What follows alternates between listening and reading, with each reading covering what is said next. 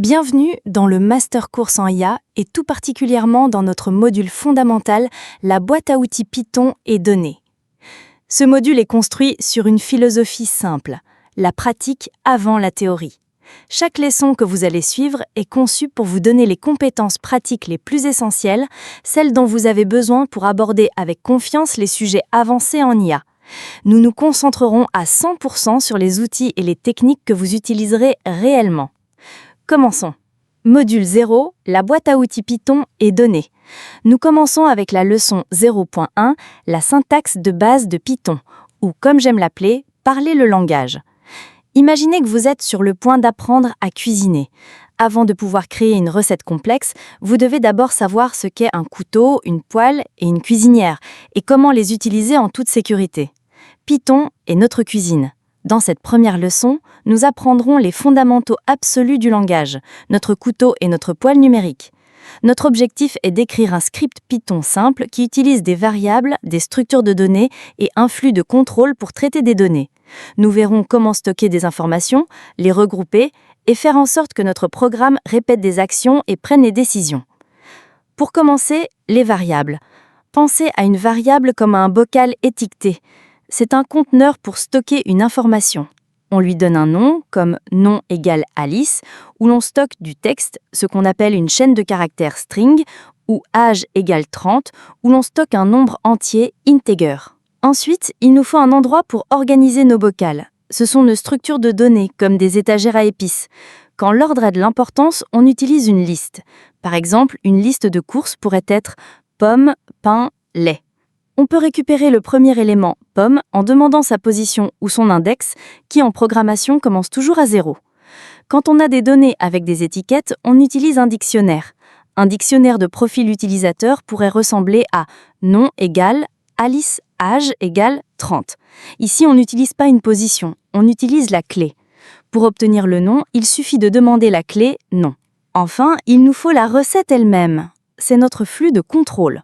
L'étape la plus importante est la boucle for. Elle permet de dire « fais ceci pour chaque élément de ma liste ». Pour notre liste de courses, une boucle pourrait afficher « je dois acheter des pommes », puis « je dois acheter du pain » et ainsi de suite. L'autre partie essentielle de notre recette est l'instruction « if-else ». C'est comme ça que notre programme prend des décisions. Si l'âge de l'utilisateur est supérieur à 18 ans, affichez « vous êtes un adulte ». Sinon, affichez « vous êtes un mineur ». Une excellente façon de mettre tout cela en pratique est de faire un court exercice d'application. L'objectif serait de créer une liste de dictionnaires où chaque dictionnaire représente une personne avec un nom et un âge. La liste devrait contenir au moins 3 personnes, dont une mineure. Une fois cette structure de données construite, la solution consiste à écrire une boucle for qui parcourt votre liste. À l'intérieur de cette boucle, une simple instruction if vérifie l'âge de chaque personne.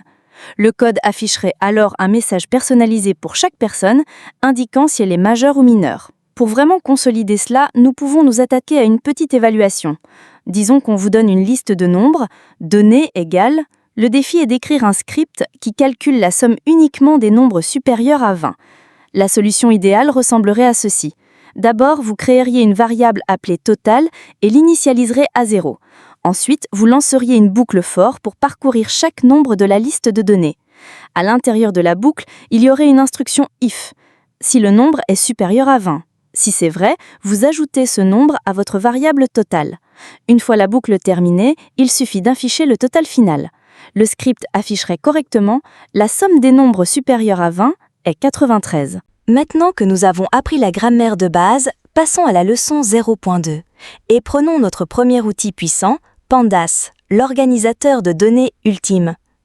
Dans le monde réel, les données brutes sont désordonnées. Elles se trouvent souvent dans des feuilles de calcul ou des fichiers CSV. Pandas est une bibliothèque Python qui vous permet de charger ces données dans une structure puissante de type tableau appelée DataFrame.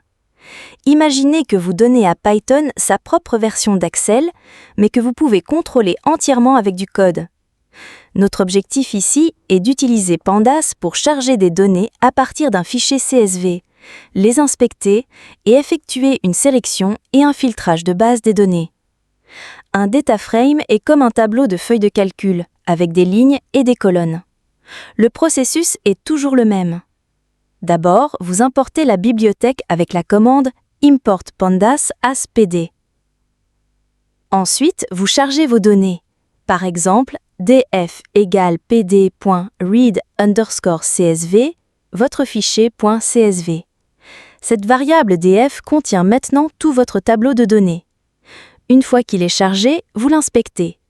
df.head vous montre les 5 premières lignes, juste pour voir à quoi ça ressemble. df.info vous donne un résumé technique des colonnes et vous indique s'il manque des données. Sélectionner les données dont vous avez besoin est essentiel. Pour extraire une seule colonne, vous utilisez df nom de colonne. Pour filtrer les lignes en fonction d'une condition, le code est magnifiquement lisible. df nom de colonne plus grand que 30. Cette ligne signifie littéralement « Montre-moi le data frame où la valeur dans la colonne âge est supérieure à 30 ». Une excellente activité pratique consiste à trouver un fichier CSV simple en ligne, comme le célèbre jeu de données du Titanic. Vous écririez ensuite un script pour le charger dans un data frame pandas. Vous utiliseriez .head et .info pour l'inspecter. Puis, vous vous entraîneriez à ne sélectionner que les colonnes âge, sexe et survived. Enfin, vous vous entraîneriez au filtrage, en affichant que les lignes des passagers de plus de 50 ans. Pour une évaluation, imaginez que vous avez un data frame chargé avec des colonnes pour produits, prix et catégories. Pour sélectionner et n'afficher que les colonnes produits et prix, la bonne ligne de code est print df produit, prix, crochet. Remarquez les doubles crochets. Pour filtrer le data frame afin de n'afficher que les électroniques, le code serait df électronique égale df catégorie égale électronique. Nous pouvons organiser les données, mais qu'en est-il des calculs à haute vitesse? Cela nous amène à la leçon 0.3, NumPy, le calculateur haute performance. Pandas est fantastique pour organiser les données, mais pour les calculs mathématiques lourds requis par les modèles d'IA, nous avons besoin d'un outil qui soit ultra rapide. Cet outil est NumPy, qui signifie Numerical Python. Il nous donne un objet spécial appelé un tableau NumPy, NumPy Array. Il ressemble à une liste Python, mais il est beaucoup plus efficace pour les opérations mathématiques. En fait, Pandas est construit sur NumPy. Notre objectif ici est d'utiliser NumPy pour créer des tableaux et effectuer des calculs rapides élément par élément. Alors, pourquoi ne pas simplement utiliser des listes Python? Pour 2 raisons, la vitesse et la vectorisation. La vectorisation est le concept clé. C'est la capacité d'appliquer une opération à un tableau entier en une seule fois, sans écrire de boucle for. Le code est plus clair et beaucoup plus rapide. Par exemple, pour multiplier chaque nombre d'une liste par 2, vous devriez écrire une boucle for. Avec un tableau NumPy, vous écrivez simplement « mon tableau x 2 », c'est tout. Cette élégance et cette vitesse expliquent pourquoi NumPy est le fondement du calcul scientifique en Python. Pour vraiment sentir la différence, vous pourriez créer 2 listes de nombres en Python. D'abord, vous utiliseriez une boucle for pour additionner les éléments correspondants. Ensuite, vous convertiriez ces listes originales dans des tableaux NumPy et les additionnerez simplement avec une seule ligne de code, tableau 1 plus tableau 2. Le résultat est le même, mais le code NumPy est beaucoup plus simple. Pour une évaluation finale de notre boîte à outils, imaginez que vous avez un tableau NumPy appelé prix. Pour calculer le prix final de chaque article après avoir ajouté une taxe de 20%, vous n'avez pas besoin d'une boucle.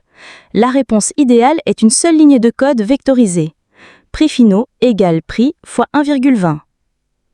Et avec cela, vous avez maintenant construit votre boîte à outils. Vous pouvez parler le langage de base de Python, organiser des données avec Pandas et effectuer des calculs à haute vitesse avec NumPy. Vous avez maintenant les compétences fondamentales requises pour cesser de vous concentrer sur le code en lui-même et commencer à vous concentrer sur ce que ce code peut faire. Vous êtes prêts à commencer le module 1. Module 1. Compétences fondamentales pour l'IA. Bienvenue dans le module 1. Vous avez posé les bases. Maintenant, nous allons les formaliser dans le contexte de vrais projets d'IA. Dans la leçon 1.1, nous affinerons notre programmation Python pour la science des données. En IA, Python est le ciment universel qui relie les idées, les données et les puissantes bibliothèques. Notre objectif est de maîtriser les schémas que vous utiliserez quotidiennement pour préparer les données pour les modèles d'apprentissage automatique. Nous nous concentrerons sur les fonctions et l'idée fondamentale de la programmation orientée objet ou POO. Vous n'avez pas besoin d'être un développeur, mais vous devez comprendre le concept. Chaque modèle d'IA que vous utilisez à partir d'une bibliothèque est un objet. La bibliothèque fournit la classe, le plan directeur, comme la régression linéaire. Vous créez une instance de cette classe, votre modèle spécifique, et ensuite vous utilisez les méthodes de cet objet, ses fonctions intégrées, comme .fit, pour l'entraîner. Une évaluation typique ici consisterait à écrire un script Python qui traite un petit fichier CSV, calcule quelques statistiques de base et produit un résultat propre, démontrant la gestion de fichiers, les boucles et la manipulation de données, tout en un. Ensuite, dans la leçon 1.2, nous aborderons les mathématiques essentielles pour l'IA. Si Python est le langage que nous utilisons pour donner des instructions à l'ordinateur, alors les mathématiques sont le langage que l'ordinateur utilise pour penser. Notre but n'est pas de résoudre les preuves complexes, mais de développer une intuition. Voyez les choses ainsi. L'algèbre linéaire est la façon dont l'IA organise les données. Un vecteur est simplement une liste de nombres représentant un unique point de données, comme une seule ligne dans une feuille de calcul. Une matrice est une grille de nombres représentant l'ensemble de vos données. Le calcul différentiel est la façon dont l'IA apprend. Pensez à l'erreur de votre modèle, à quel point il se trompe, comme un immense paysage vallonné. La dérivée nous indique la pente de la colline où nous nous trouvons. Le gradient est un vecteur qui pointe dans la direction de la pente la plus forte. Pour trouver l'erreur la plus faible, le fond de la vallée, nous faisons simplement un petit pas dans la direction opposée au gradient. Ce processus est appelé la descente de gradient, et c'est ainsi que presque tous les modèles d'apprentissage profond apprennent. Une évaluation clé de ce concept serait d'expliquer comment ces idées sont utilisées. La réponse idéale est la suivante. Un produit scalaire combine un vecteur de données d'entrée avec un vecteur de poids pour calculer une somme pondérée, une étape clé dans le calcul d'un neurone. Un gradient représente la direction de l'augmentation la plus rapide de l'erreur d'un modèle. Nous nous déplaçons dans la direction opposée pour trouver l'erreur minimale et rendre le modèle plus précis. Nous terminons ce module avec la leçon 1.3, une exploration plus approfondie de la manipulation de données avec NumPy et Pandas. 90% d'un projet d'IA réel consiste à nettoyer et préparer les données. Maîtriser cela est non négociable. Cela implique de se familiariser avec le flux de travail complet de Pandas. Importer des données, les inspecter avec .ed et .info, sélectionner des colonnes et filtrer des lignes. De manière cruciale, cela signifie aussi nettoyer les données, trouver les valeurs manquantes avec .isNull.sum et les traiter, soit en supprimant les lignes, soit en comblant les lacunes avec une valeur logique, comme la moyenne. Une évaluation idéale consisterait à prendre un jeu de données désordonné et à écrire un script qui identifie et remplit correctement les valeurs manquantes, puis effectue un filtrage et une agrégation pour répondre à une question spécifique, comme quel est le prix moyen des produits dans la catégorie électronique. Module 2. Concepts et algorithmes fondamentaux de l'apprentissage automatique. Bienvenue dans le module 2. Nous avons préparé les données, maintenant nous allons apprendre à la machine comment en tirer des leçons. Nous commençons par la leçon 2.1, une introduction à l'apprentissage supervisé. Imaginez que vous avez un immense album photo et que vous voulez apprendre à un enfant à identifier les chats. Vous montrez une photo du doigt et dites « c'est un chat ». Vous fournissez des exemples étiquetés. C'est cela l'apprentissage supervisé. Nous donnons à l'IA des données qui ont déjà les bonnes réponses et son travail consiste à apprendre les règles. Il en existe deux types principaux. Le premier est la classification, où nous prédisons une catégorie distincte. Cet email est-il un spam ou non? L'algorithme clé ici est la régression logistique. Le deuxième type est la régression, où nous prédisons un nombre continu. Quel sera le prix de cette maison? L'algorithme clé ici est la régression linéaire. Une évaluation consisterait à entraîner un modèle de régression logistique pour classifier des données, par exemple pour prédire si un client va résilier. La réponse idéale indiquerait l'exactitude du modèle et, plus important encore, interpréterait un coefficient. Expliquer qu'un coefficient positif pour la facture mensuelle signifie que, lorsque la facture augmente, la probabilité de résiliation prédite par le modèle augmente également. Dans la leçon 2.2, nous abordons l'évaluation des modèles et le surapprentissage. Vous avez construit un modèle, mais comment savoir s'il est bon ? L'exactitude seule ne suffit pas. Nous avons besoin de meilleures métriques, comme la précision, qui mesure le coût d'un faux positif, ou le rappel, qui mesure le coût d'un faux négatif. Plus important encore, nous devons éviter le surapprentissage.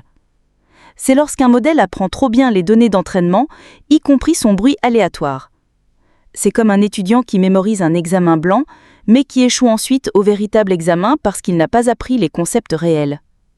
L'objectif est de trouver le juste milieu entre un modèle trop simple et un modèle trop complexe. Une question d'évaluation cruciale consiste à expliquer le surapprentissage et comment le combattre. La réponse idéale est: le surapprentissage, c'est quand un modèle ne parvient pas à généraliser à de nouvelles données parce qu'il a mémorisé les données d'entraînement. Deux façons de le réduire sont 1. Utiliser plus de données d'entraînement et 2. Utiliser la régularisation, une technique qui pénalise la complexité du modèle pour le décourager d'apprendre le bruit aléatoire. Et si vous n'avez pas les bonnes réponses ? Cela nous amène à la leçon 2.3, l'apprentissage non supervisé. Ici, vous avez simplement une montagne de données brutes et vous voulez y trouver des structures cachées. Les deux tâches principales sont le clustering, qui regroupe automatiquement les points de données similaires, et la réduction de la dimensionnalité, qui réduit le nombre de colonnes dans votre jeu de données tout en préservant les informations importantes. L'algorithme clé pour le clustering est le K-means, et pour la réduction de la dimensionnalité, c'est l'analyse en composantes principales ou ACP. Une excellente évaluation pour cela consiste à utiliser l'ACP pour réduire un jeu de données, et en expliquer la raison. Le processus idéal consisterait à prendre un jeu de données avec de nombreuses caractéristiques, appliquer l'ACP pour le réduire à 2 composantes, puis à tracer le résultat. L'explication serait: j'ai fait cela parce que les données originales avaient trop de dimensions pour être visualisées. En les réduisant à 2D, je peux maintenant voir la structure des données et identifier des clusters potentiels tout en préservant la plupart des informations originales. Module 3. Introduction à l'apprentissage profond. Bienvenue dans le module 3. Nous sommes maintenant prêts à explorer les réseaux de neurones, le moteur de la révolution moderne de l'IA. Dans la leçon 3.1, nous abordons les fondements des réseaux de neurones. Pour des motifs incroyablement complexes comme la reconnaissance d'un visage ou la compréhension du langage, nous avons besoin d'une approche inspirée par le cerveau. Les réseaux de neurones empilent des couches d'analyse les unes sur les autres, permettant au modèle d'apprendre des caractéristiques de plus en plus abstraites. Ils sont composés de neurones organisés en une couche d'entrée, des couches cachées et une couche de sortie. L'apprentissage profond signifie simplement qu'un réseau a de nombreuses couches cachées. La clé de leur puissance est un composant appelé fonction d'activation qui introduit la non-linéarité, leur permettant d'apprendre des motifs bien plus complexes qu'une simple ligne droite. Ils apprennent grâce à un processus appelé rétropropagation, où le réseau fait une prédiction, vérifie son erreur, puis remonte en arrière pour ajuster ses poids internes afin d'être plus précis la fois suivante. L'évaluation ici consiste à expliquer ses composants principaux. La réponse idéale: une fonction d'activation introduit la non-linéarité, permettant au réseau d'apprendre des motifs complexes. La rétropropagation aide le réseau à apprendre en calculant l'erreur de prédiction, puis en la propageant vers l'arrière pour déterminer comment ajuster chaque poids afin de minimiser cette erreur. Nous n'avons pas à construire cela de zéro. Dans la leçon 3.2, nous apprenons à construire des réseaux de neurones avec TensorFlow ou PyTorch. Pensez à ces frameworks comme des kits de Lego incroyablement sophistiqués pour construire l'IA. Ils fournissent des composants préconstruits et optimisés que nous assemblons. Le flux de travail est standard. Vous définissez le modèle en empilant les couches, vous le compilez en choisissant un optimiseur et une fonction de perte, puis vous l'entraînez en appelant la méthode .fit sur vos données. Une évaluation typique consiste à construire et entraîner un réseau simple pour classifier le célèbre jeu de données MNIST, de chiffres manuscrits. La réponse idéale inclurait le code pour définir, compiler et entraîner le modèle et se terminerait en indiquant l'exactitude finale sur l'ensemble de tests, par exemple, exactitude du test 97,5%. Enfin, nous examinons une architecture spécialisée dans la leçon 3.3, les réseaux de neurones convolutifs, ou CNN, pour les données d'image. Un réseau de neurones de base a du mal avec les images car il perd toute information spatiale, le fait que les pixels sont les uns à côté des autres. Un CNN est conçu pour voir comme nous le faisons. Il utilise des couches convolutives avec des filtres qui glissent sur l'image pour détecter de petites caractéristiques, comme les bords et les textures. Ensuite, des couches de pooling réduisent la sortie, ce qui diminue le calcul et rend la détection de caractéristiques plus robuste. Après de nombreuses couches de ce type, les caractéristiques extraites sont envoyées à un réseau de neurones standards pour la classification finale. L'évaluation consiste à expliquer les rôles de ces couches. La réponse idéale ?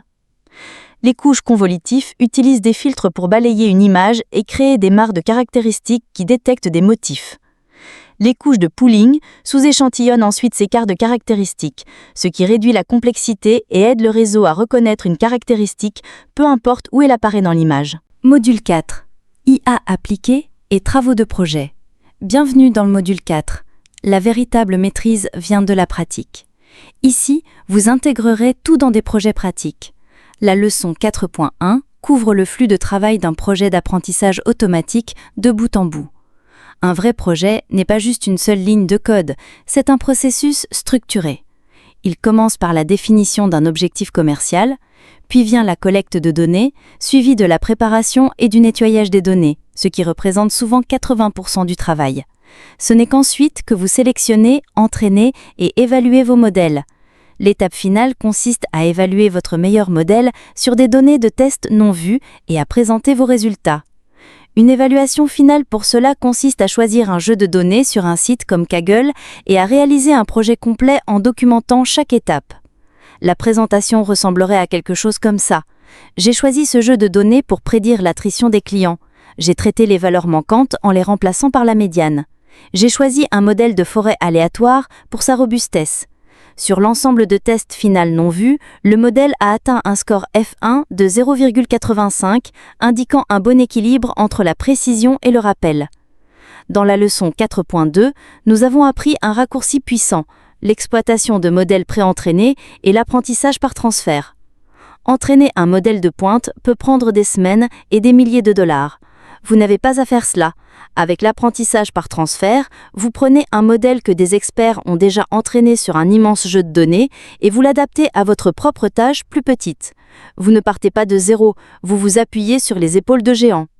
Le flux de travail consiste à charger un modèle préentraîné, comme ResNet 50, à geler les premières couches pour conserver leurs connaissances, à ajouter votre propre nouvelle couche de classification par-dessus, puis à n'entraîner que ces nouvelles couches sur vos données. C'est considérablement plus rapide et plus efficace. La puissance de cette technique est évidente dans une évaluation. Un étudiant montrerait que son propre modèle personnalisé a atteint, disons, 65% de précision sur un petit jeu de données, tandis que le modèle préentraîné et affiné a atteint 95% de précision en une fraction du temps d'entraînement. Nous nous sommes ensuite tournés vers l'un des types de données les plus précieux dans la leçon 4.3, une introduction au traitement du langage naturel, ou NLP. C'est le domaine de l'IA dédié à la compréhension du langage humain. Le premier défi est toujours de transformer les mots en nombres que les modèles peuvent comprendre. C'est ce qu'on appelle la vectorisation. Les modèles de pointe comme BERT créent de puissants plongements de mots, où le vecteur pour le mot banque est différent dans banque de sable et banque d'investissement. Une tâche classique dans NLP est l'analyse de sentiments. Une évaluation consisterait à utiliser un modèle préentraîné d'une bibliothèque comme Hugging Face pour classifier les avis des clients. Le script idéal prendrait un nouvel avis non vu comme « j'adore ce produit » et sortirait correctement la prédiction « positif ».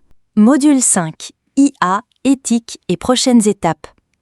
La création d'IA puissantes s'accompagne de l'obligation de considérer leur impact. La leçon 5.1 porte sur l'IA responsable et les biais. Un modèle d'IA est le reflet des données sur lesquelles il a été entraîné. Si vos données contiennent des biais humains historiques, votre modèle apprendra et automatisera ces biais à grande échelle. Une IA utilisée pour le recrutement, entraînée sur les données d'un secteur historiquement dominé par les hommes, pourrait apprendre à pénaliser injustement les candidates féminines. Développer l'IA n'est pas seulement un défi technique, c'est un défi éthique. Une évaluation pour ce sujet crucial consisterait à proposer une méthode pour atténuer les biais dans une IA d'approbation de prêt. Une bonne réponse serait, d'abord, j'auditerai les données d'entraînement pour assurer une représentation équilibrée entre les groupes démographiques. Puis, j'évaluerai les taux d'erreur du modèle séparément pour chaque groupe. Si un biais est détecté, une stratégie d'atténuation serait de repondérer les données d'entraînement pour donner plus d'importance aux groupes sous-représentés, puis de réentraîner le modèle en visant une performance équitable. Cela nous amène à notre dernière leçon, l'apprentissage continu et la spécialisation. Félicitations, vous avez terminé le parcours accéléré vers la maîtrise de l'IA. Vous avez commencé avec les outils fondamentaux, maîtrisé les paradigmes clés de l'apprentissage automatique, construit des réseaux de neurones profonds, appliqué vos connaissances à des projets et réfléchi aux responsabilités éthiques de votre travail. Vous êtes maintenant équipé non seulement de connaissances, mais aussi d'un cadre pour une croissance continue dans ce domaine incroyablement passionnant.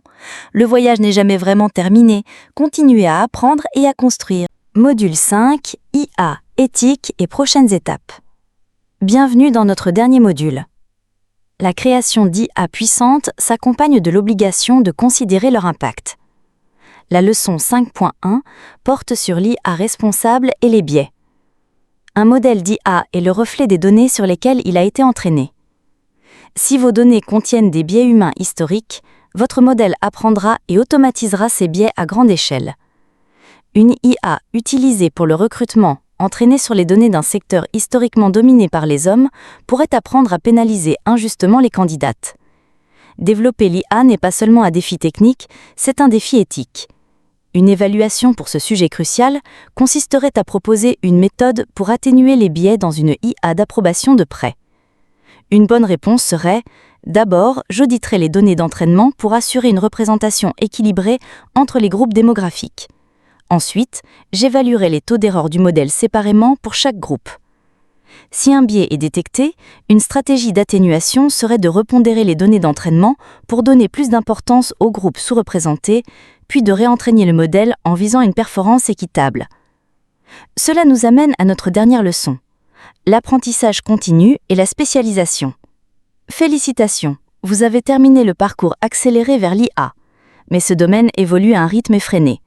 La compétence la plus importante est d'apprendre à apprendre. Cela signifie lire des articles de recherche, suivre des personnalités et des laboratoires clés sur les réseaux sociaux, contribuer à des projets open source et surtout continuer à construire. Votre évaluation finale est personnelle. Elle consiste à créer votre propre feuille de route d'apprentissage d'IA pour les 6 à 12 prochains mois. Un bon plan serait spécifique et réalisable. Mon objectif est de me spécialiser en TAL. Pendant les 3 premiers mois, je suivrai le cours Hugging Face et j'affinerai un modèle BERT. Pendant les 3 mois suivants, je lirai l'original, l'article Attention is all you need, et je construirai un transformer simple à partir de zéro. Au cours des 6 derniers mois, mon objectif est d'apporter une petite contribution à une bibliothèque TAL open source. Vous avez parcouru avec succès le chemin accéléré vers la maîtrise de l'IA. Vous avez commencé avec les outils fondamentaux, maîtrisé les paradigmes clés de l'apprentissage automatique, construit des réseaux de neurones profonds, appliqué vos connaissances à des projets et pris en compte les responsabilités éthiques de votre travail. Vous êtes maintenant équipé non seulement de connaissances, mais aussi d'un cadre pour une croissance continue dans ce domaine incroyablement passionnant. Le voyage n'est jamais vraiment terminé. Continuez à apprendre et à construire.